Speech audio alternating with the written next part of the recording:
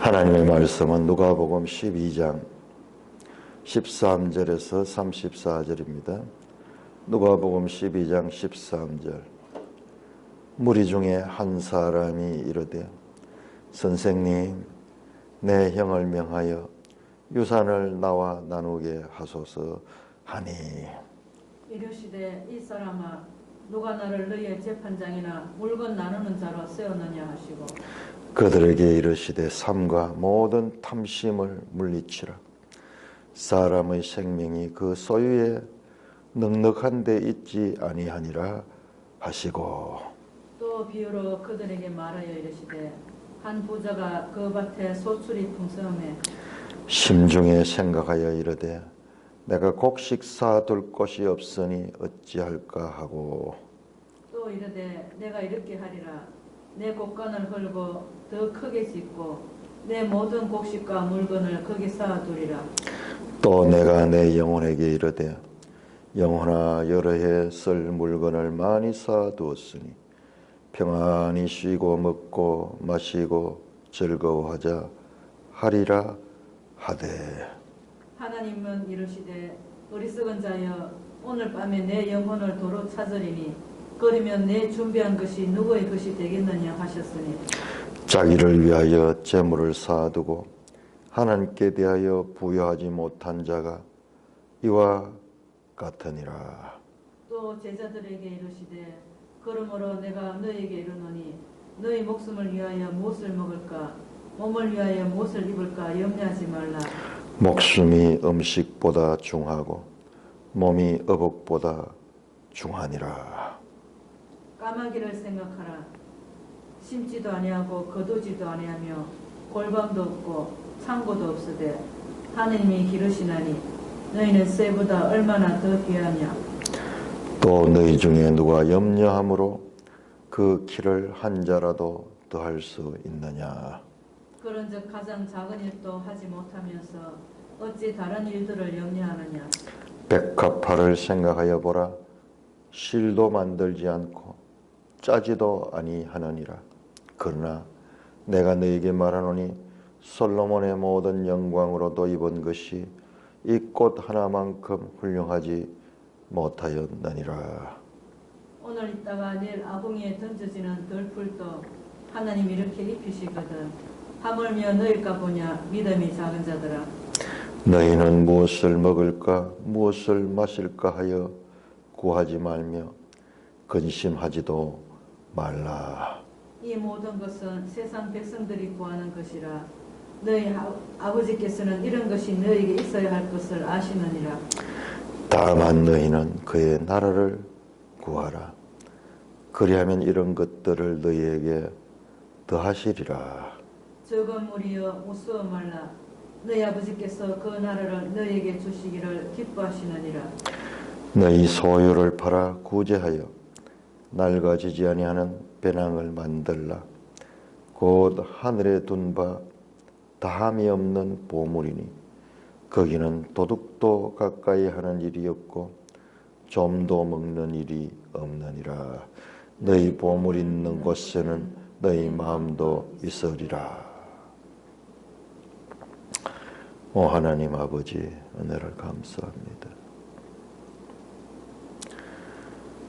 이 아침도 생명의 말씀으로 먼저 저희를 먹이시니 감사를 드립니다. 우리 주님 예수 그리스도 이름으로 기도드리옵나이다. 아멘. 자, 오늘 본문은 계속해서 이어집니다. 무리 중에 한 사람, 무리가 누구냐? 12장 1절에 나왔듯이 그동안에 무리 수만 명이 모여 서로 밟힐 만큼 되었다. 어마어마한 무리들이 예수님을 따르고 있습니다.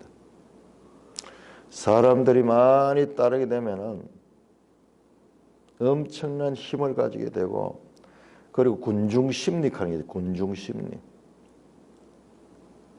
군중이 심리를 가지게 되는데, 우리가 이 수년 전에 박근혜 대통령을 탄핵시킬 적에 온 나라가 그 밤에 횃불을 켜고, 참 저 사람들은 그런 거 하는 데는 막 정말 연출을 잘하는 거예요. 교묘하게 사람의 심리를. 지금 우리 광화문 집회하면 전부 낮에 모이잖아요. 낮에. 밤에 모여가지고 촛불을 들고. 그러면 사람이 광기가 발동하는 거예요. 그 밤 시간에. 군중이 모여서 소리를 지르고 막 하면 거기에 사람 생각이 고조되고 이렇게 되면서 거기에 매몰되는 거예요. 지금 제자들이 수만 명 군중들 앞에서 그들이 자기의 스승을 추앙하고 있으니까는 그 제자들이 마음이 엄청나게 이제 업되는 거예요. 업돼서 뭔가 그 군중들의 기대에 맞추기 위해서 그 군중들의 추앙하는 그 군중들의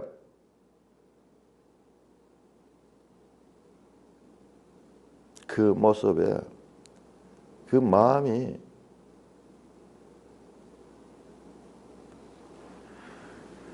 사로잡히는 거. 우리 이 운동 선수들이나 이런 나가지고 운동하는데 관중들이 모여서 와 그러면은 거기에 사람이라면은 다 그게 이 마음이 격동하는 거. 그러다 보면은 본질을 잃어버리는 거, 본질을. 그래서 예수님께서 제자들에게 제일 먼저 가르친 게 바리새인들의 누룩, 즉 외식을 주의하라. 12장 1절에 말씀하라. 먼저 제자들에게 말씀하여 이르시되. 무리 수만 명이 모여 서로 밟힐 만큼 되면서 인산인해를 이루면서 예수님을 추앙하는 그들에게 그 무리 가운데서 먼저 제자들에게 바리새인의 누룩을, 바리새인의 누룩이 뭐냐? 외식함인데 그 외식함이 뭐냐? 외식함이 뭐냐? 우리 한번 봅시다. 마태복음 6장. 지금 이 상황에 예수님의 말씀이 상황과 어떻게 연결되는가? 그 상황에 따라서 적재적소의 말씀을 하게. 마태복음 6장 1절입니다. 6장.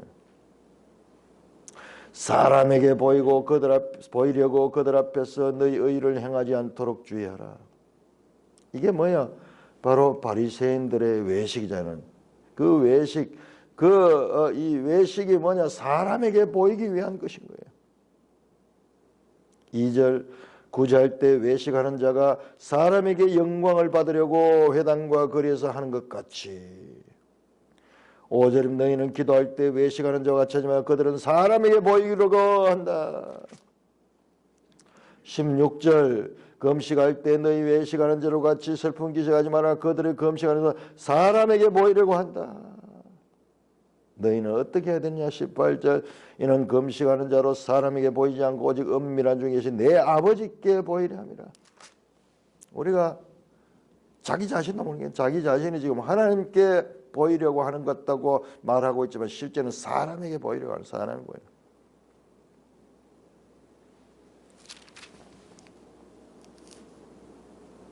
외식함이 뭐냐? 사람이 많으면 많을수록 우리는 점점 더 외식하게 되는 거예요. 방송 같은 데 나가보세요. 사람들. 공중파 방송 같은 데 나가면은 거기 하면 뭐 화장하고 꾸미고 말도 전혀 다르게 하고 전혀 자신들의 있는 모습을 그대로 드러내지 않습니다. 그게 사람이 원래 그렇게 돼 있어요. 보는 사람이 적을 때는 자기 마음대로 하지만은 보는 사람들이 많아지면은 그러니까 선생된 자들이 다른 사람 앞에 가르친다고 하는 자들이 거짓이 많을 수 있는 이유가 바로 그런 부분이에요.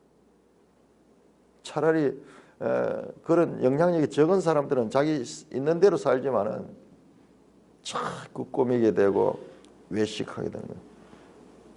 그러다 보면은 본질을 잃어버린 거예요. 본질을. 그 제자들을 그 많은 무리 중에서 너희가 이 사람들의 요구에 또는 이 사람들의 비위를 맞추기 위해서 이 사람들에게 인기를 얻기 위해서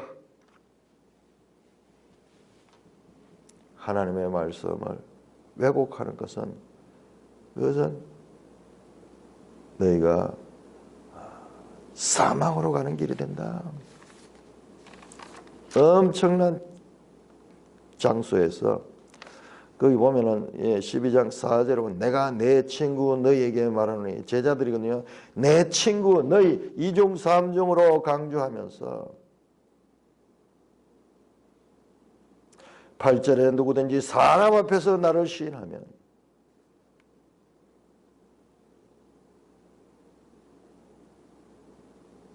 9절에 사람 앞에서 나를 부인한 자는 사람과 하나님을 대조하면서 너희는 이 너희 눈앞에 보는 이 수만 명의 무리 사람들보다도 하나님 앞에 하나님의 뜻을 쫓고 그 하나님의 믿음으로 살아가라.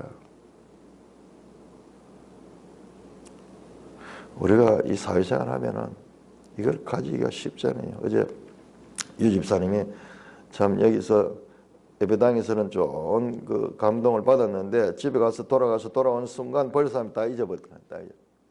그게 우리 사람.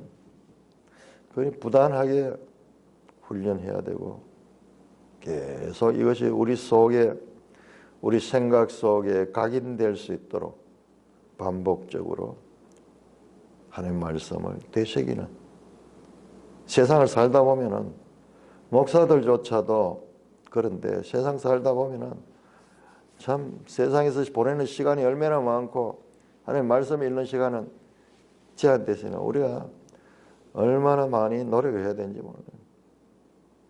할 수 있는 대로 계속 반복적으로 말씀을 묵상하다 보면은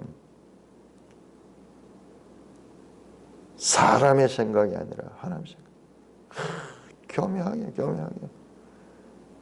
그렇게 사람들의 비위를 맞추며 결과적으로는 자기 뜻을 성취해내는 그게 뭐냐 이 세상의 장사꾼들이요. 세상의 장사꾼들의 그것을 그대로 가져와 가지고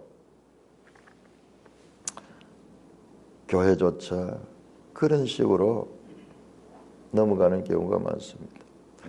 13절입니다. 무리 중에 한 사람이 그 수많은 무리 중에 한 사람이 선생님 내 형을 명하여 유산을 나누게 하세요. 자 우리 여기에서 누가복음 자세히 보면은요. 자세히 보면 예수님의 말씀이 누구를 대상으로 하고 있는가가 차이가 납니다. 지금 앞에서는 먼저 제자들에게 말씀했다 그러죠. 이번에 이제 무리 중에 한 사람이 말하는 게 이제 무리를 향하여 말하는 거예요. 그 다음에 22절 보면 또 제자들에게 이르시되 그러면서 그 말씀 대상이 이렇게 바뀌면서 내용도 말씀의 내용의 질도 차이가 나는 것을 보게 됩니다. 무리 중 한 사람이 이르되 선생님 내 형을 명하여 유산을 나누게 하소서. 그러니까 자기가 지금 이 형제간의 유산을 제대로 받지를 못해가지고 여기에 마음이 거기에 다가 있는 사람. 예수님 말하면 이 사람아 누가 나를 너희 재판장이나 물건 나누는 자로 세웠느냐. 예수님 모든 문제를 해결해 주시니까는 이 사람도 가져와서 자신의 그 문제를 해결하달라 그래요. 예수님이 나는 너희의 재판장이나 물건 나눈 자가 아니다. 너희는 나를 지금 잘못 알고 있다. 너희 문제 해결을 위해서 온 분이 아니다. 나는 어제 그런 이야기 했죠. 왜 예수님은 노예 제도에 대해서 침묵하고 있었는가. 그때 종들이 얼마나 많고 이런데 와서 이 노예 제도는 잘못된 것이다. 이것을 파악하고 그게 세상의 그 메시아잖아요. 그들이 구하는 이스라엘을 회복할 때 하늘에 하나님의 나라를 가지고 왔으면은 이 하나님 나라가 들어가면 이거는 해결되는 거지. 그 하나님 나라가 아니라 이 세상 나라 속에 들어가지고 세상 나라의 문제들을 해결하는 그 일을 하러 오신 것이 아니에요. 그건 우리 생각으로 판단해요. 우리 생각. 하나님 나라가 선포되면은 그 안에는 이 모든 문제가 다 해결되는 거죠. 그런데 그거를 보지 못하니까는 지금 이 사람도 무리 중에 한 사람도 그렇게 합니다. 그러고는 예수님께서 그 문제의 본질이 뭐냐? 그것이 전부 서로 욕심에서 일어난 거다.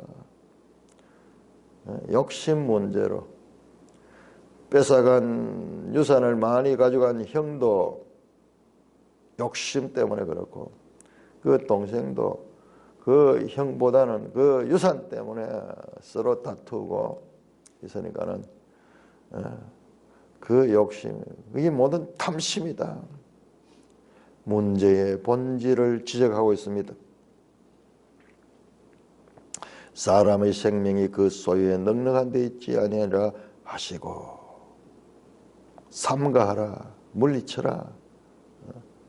현재 명령행위다.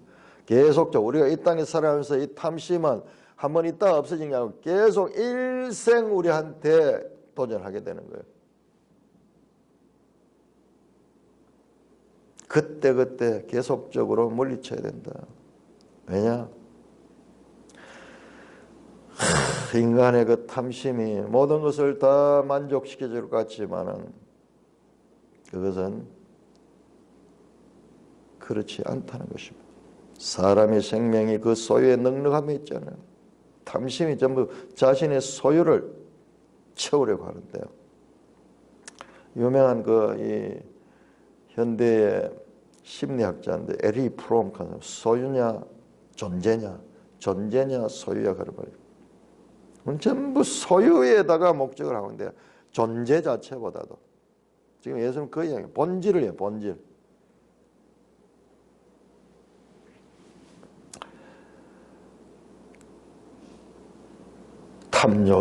이 탐욕을 가지게 되면은 마음이 갑자기 좁아지고 자기 중심적으로 됩니다. 자기도 모르게 그렇게 돼요. 본능적으로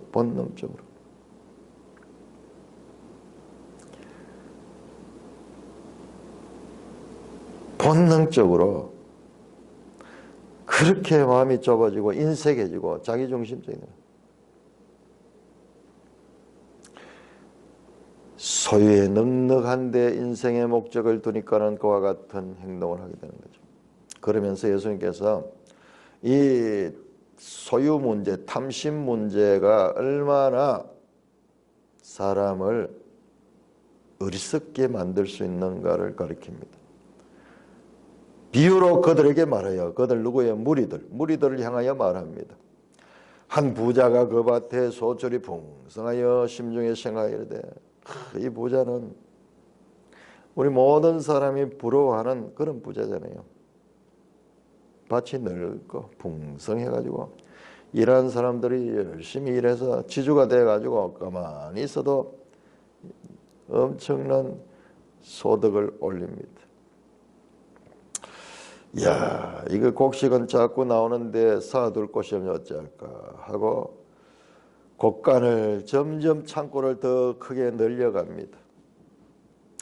그래서 내 모든 곡식과 물건을 거기 사두리라. 늘어나는 물질에 그 마음이 너무 흐뭇하고 그리고 그것을 소유하고 그것을 보존하기 위해서 신경을 쓰고 거기에 노력을 합니다. 그러면서 스스로 말합니다. 내가 내 영혼에게 이르되. 자, 여기 단어를 자세히 보시면은 내가 하는 말이 많아요.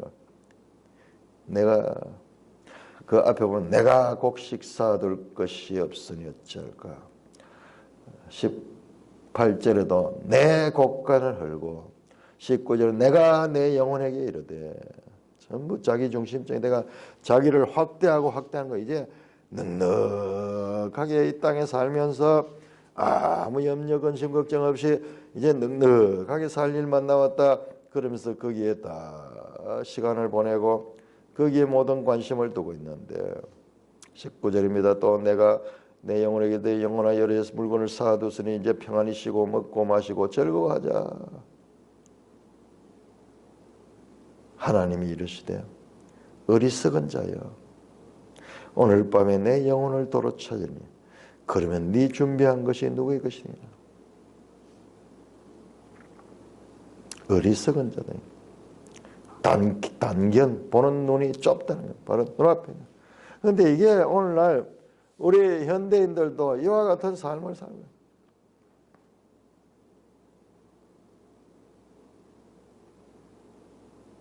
물질이 우상이 되고 그 물질을 누리는 것을 기뻐하고 그걸 가지고 또 과시를 합니다. 다른 사람한테 과시를 해가지고 그 상대적 박탈감을 느끼게 만들면서 자신은 상대적 우월감을 가지게 되는 거예요.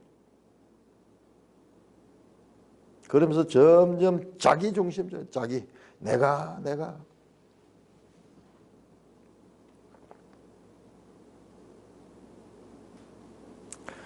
20절 하나님이 이르시되 어리석은 자여. 이 부자는 세상에서 가장 현명한 자라고 그렇게 생각할 수 있을 텐데 예수님은 말씀합니다. 그들은 어리석은 자다.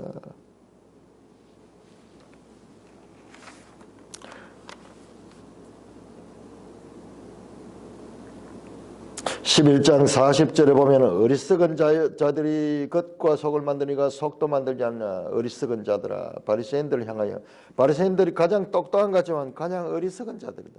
이 부자도 이 세상에서 가장 똑똑하지만 그들이 어리석은 자들이다. 바보들이다. 네가 그렇게 천년만년 먹고 살 같이 그랬지만 네 영혼이 가져가 버리는 거 아무도 아니야. 27절 자기를 위하여 21절입니까? 자기를 위하여 재물을 쌓아두고 하나님께 대하여 부여하지 못한 자가 이와 같으나. 자, 여기에 중요한 이 표현이 나오는데 자기를 위하여 하는 것과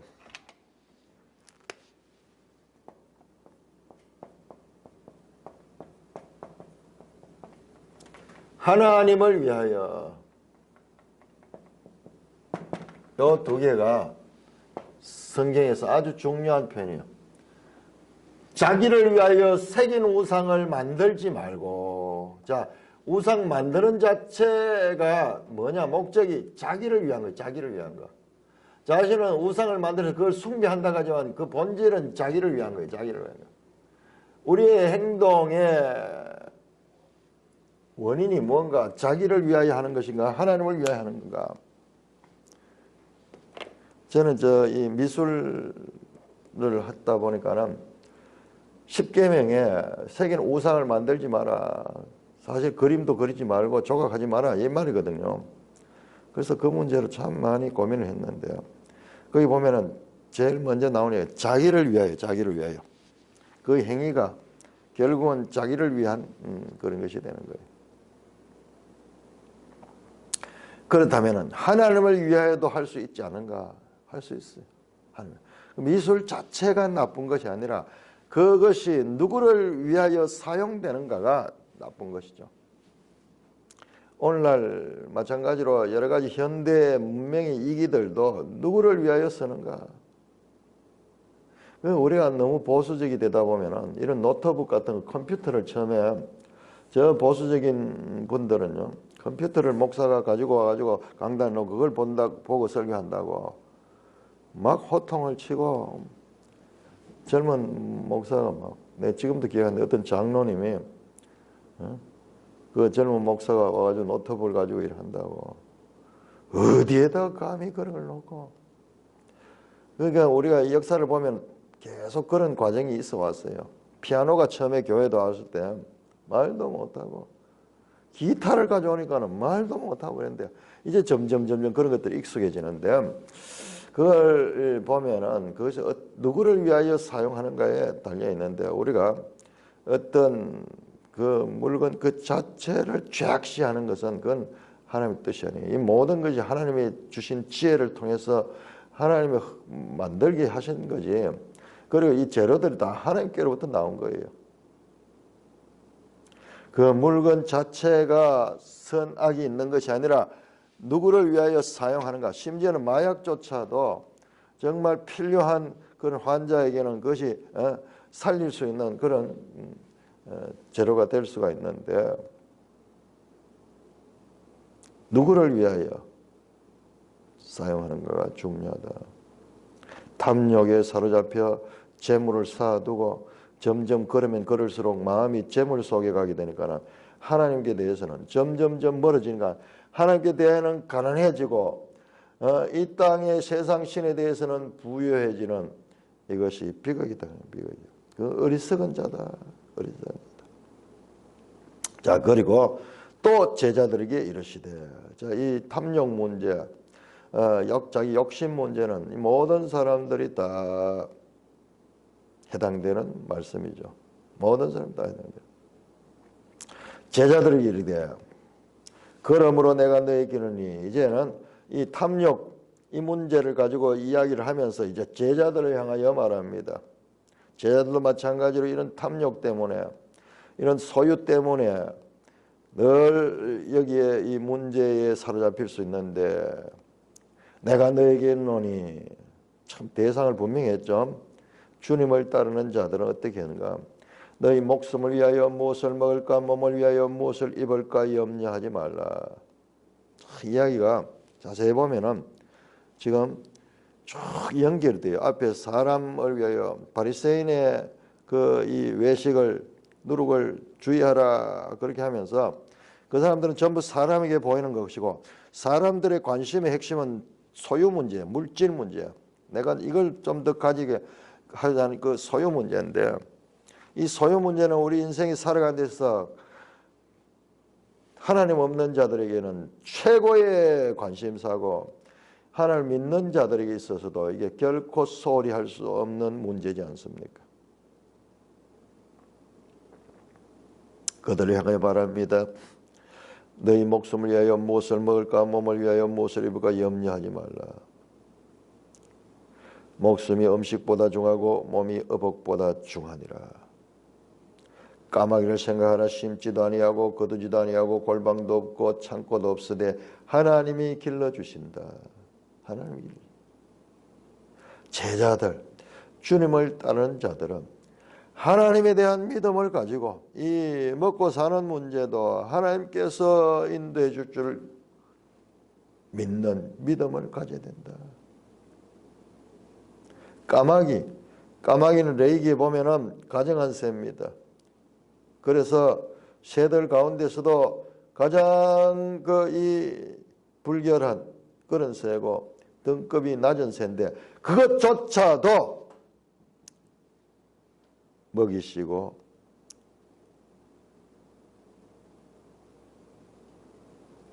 그것조차도 길러주시는 하나님인데, 모든 피조물을 다스릴 수 있는 하나님의 형상으로 지어받은 사람들은 더욱더 하나님이 관심을 가지고 길러주신다.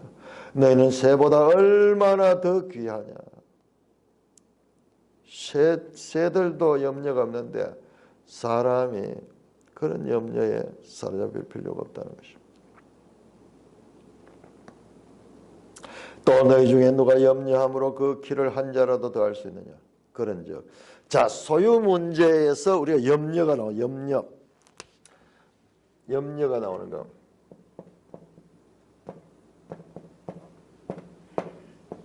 이게 왜 염려가 되는 소유 문제가? 물질에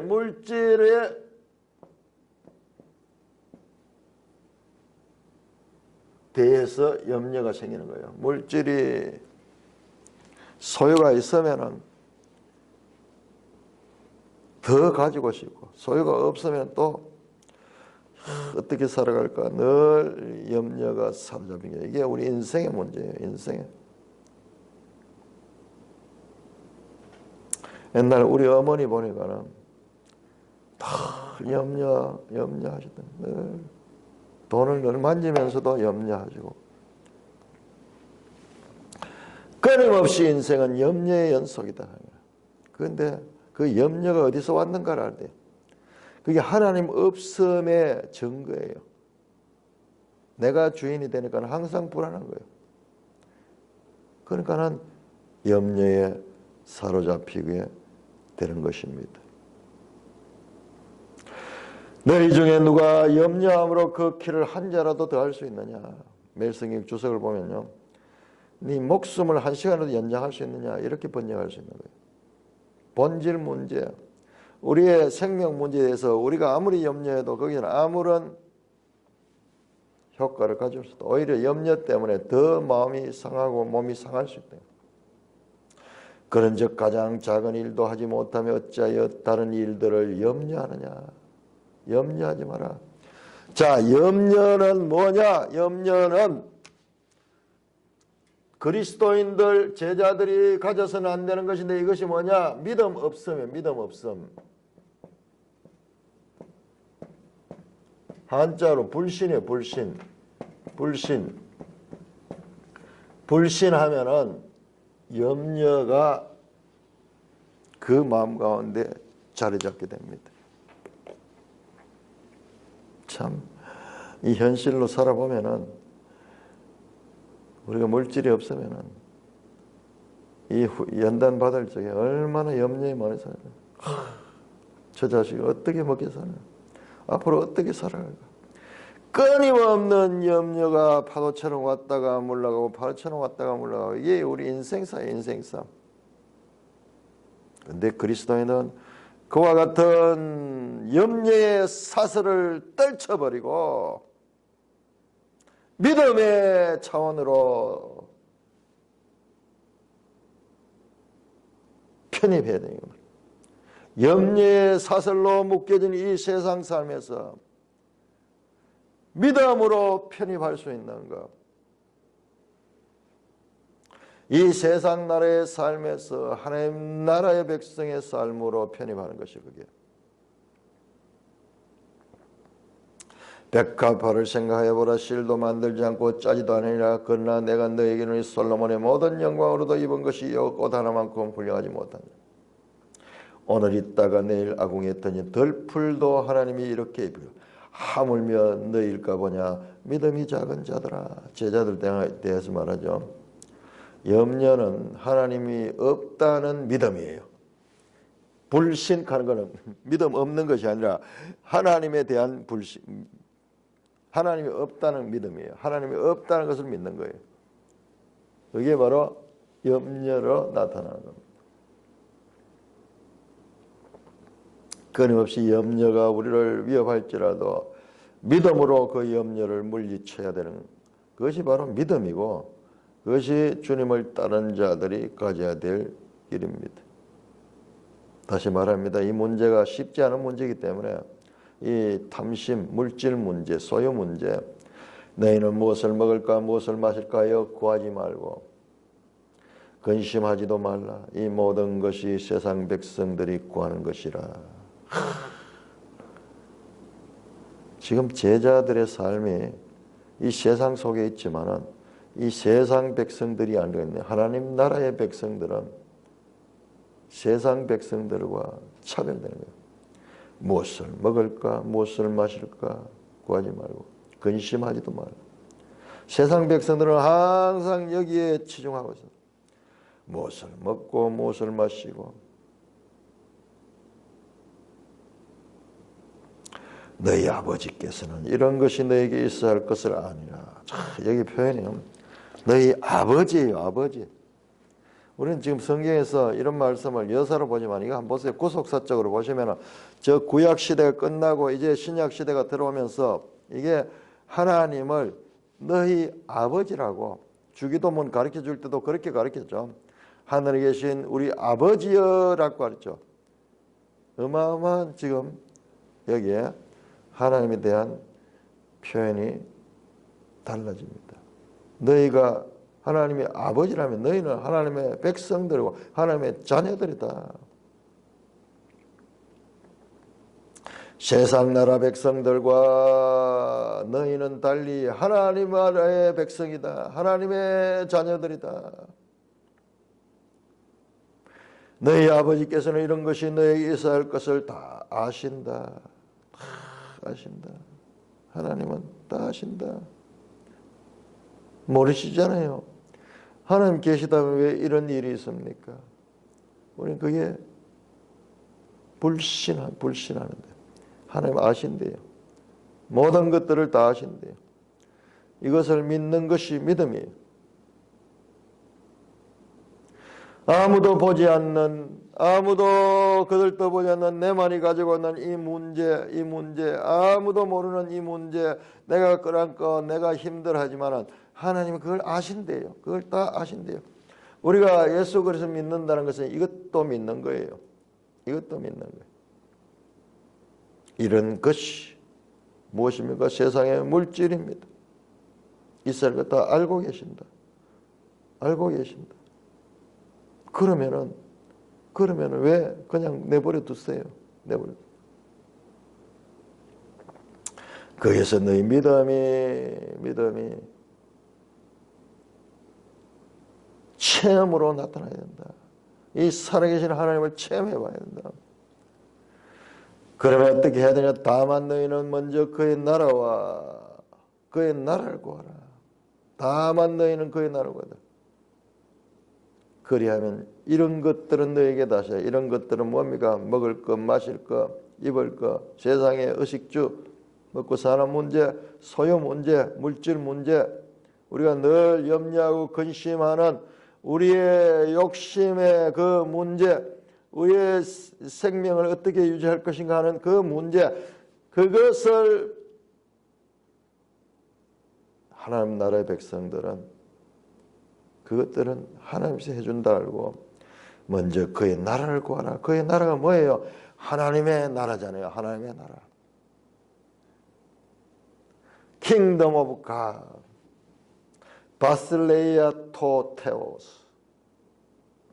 하나님의 나라. 그러니까 이 하나님 나라를 구하라. 이런 거 이게 또 뭐예요? 그 하나님 나라 개념은 우리가 가지고 있는 그런 공간 개념 이런 차원으로서는 이해될 수 없는 거예요. 하나님 나라를 구하라. 그리하면 이런 것들을 너에게 달 것이다. 의식주 문제, 우리가 살아가는 이 모든 문제는 하나님 나라 백성들은 차선이다. 차선. 먼저 그의 나라를 구하면은 이 모든 필요는 하나님이 채워주실 것이다. 하나님께서 일하는 자에게 삭슬 주는 것은 당연한 것이다. 그렇게 사역자들 말씀하죠. 이 제자들에게 지금 그 말씀합니다. 제자들의 삶은 먼저 하나님의 나라를 구하고 그 하나님 나라를 선포하고 그 하나님 나라의 백성된 삶을 사는 것이죠.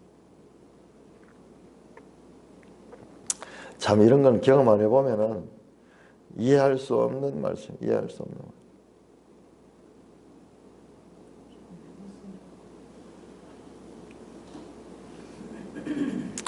모든 것을 포기하고 내 힘으로 살 수 없다는 것을 포기하고 그 하나님을 구할 적에 하나님은 지금도 많은 사람들을 통해서 이와 같은 간증들을 체험케 하십니다. 하나님 다 알고 계셔. 문제는 너의 믿음 문제, 너 믿음의 문제. 이 문제 정말 하나님께로부터 버려진 것 같고 온 세상으로부터 외면당하고 있는 가장 낮은 자리에 있는 그 심정, 그 가난한 마음을 가지고 그 하나님의 전능하심을 구하는 그와 같은 상태의 믿음을 가지게 되는 것은 하나님의 뜻이고 축복이에요, 축복. 그러면서 그 하나님을 알 수 있어요. 하나님이 이런 분이구나. 그냥 지식의 분이 아니라 우리의 삶의 문제, 나의 가장 절실한 문제도 하나님 아시고 계시는 분이시구나.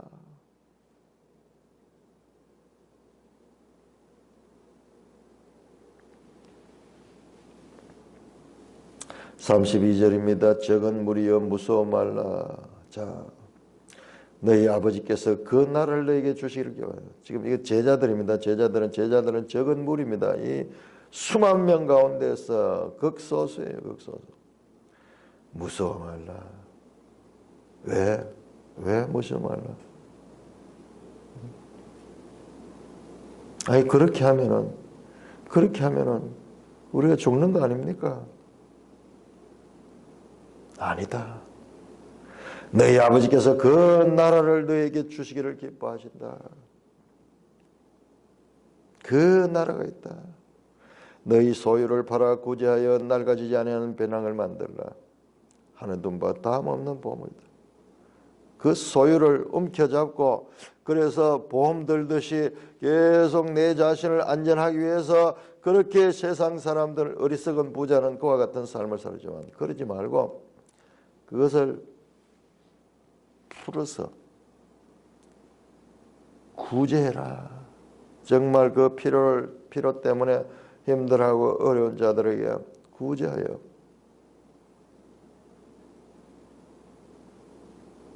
낡아지지 아니하는 배낭을 만들라. 이게 무슨 말이에요? 이 배낭은 지금 소유물을 계속 넣어두고 이렇게 보관하는 그런 그 역할을 하는데 낡아지지 아니하는 배낭. 그 배낭은 오래되면은 다 헤어지는데 지금 요즘하고는 달리 이때는 더 심했겠죠. 좀도 먹고 이래가지고 그 이 배낭이 오래 쓸 수가 없어요. 그런데 낡아지지 않은 배낭이 있대요. 그런데 그것은 모아서 쌓아두는 것이 아니라 구제하고 그것을 활용하는 것. 그것이 뭐냐? 곧 하늘에 둔 바 담이 없는 보물이다. 거기는 도둑도 가까이는 없고 좀도 먹는 놈들아 너희 보물이 있는 곳이 너희 마음이다. 낡아지지 않은 배낭이 뭐냐? 하늘에 있는 보물, 하늘에 있는 것이다. 이 땅에서 구제하고 나누어준 그것들은 하늘의 보물로 정립되어 있다. 그 하늘에 둔 것과 같은 보물들은 빼앗길 일도 없다. 도둑이 와서 훔쳐가는 일도 없고 좀도 먹는 일이 없다. 우리 요즘 젊은 사람들이 이해 못하는 좀이 뭔가? 옷감 같은 거 이런 거 옛날에는 이런 포레스트 같은 게 없었고 전부 이 천연재료니까는 그 천연재료에 그런 그 이 미세한 벌레들이 와가지고 그 옷감을 다 먹어버렸어. 옷감이 다 삭아버렸어. 삭아서 못 쓰게 돼버려.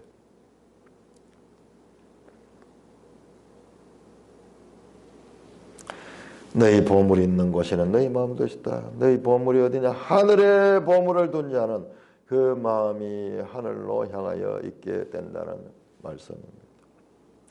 우리가 소유를 어떻게 사용해야 하는지에 따라서 우리의 가치관이 나타납니다. 소유물을 어떻게 쓰는가 보면 그 사람이 어떤 가치를 가지고 있는 것을 알 수 있습니다. 소유물에 집착하는 삶은 항상 우리의 삶을 염려하게 만듭니다. 가진 자들은 염려가 없는 게 가진 자는 더 가지고 싶어서